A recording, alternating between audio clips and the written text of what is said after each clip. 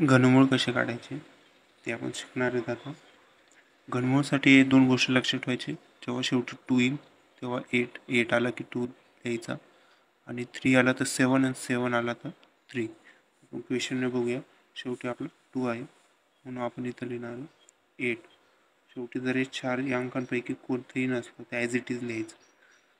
आपण घनमूळ बघतो म्हणून शेवटचे 3 अंक सोडून पुढचे 3 अंकांचे आपल्याला इथं घनामध्ये बघायची. याच्यापेक्षा लहान संख्या कोणती आहे?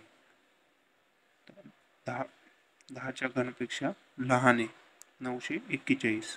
मग आपल्या इथे येणार आहे 9. म्हणजे आपला आन्सर काय आला 98.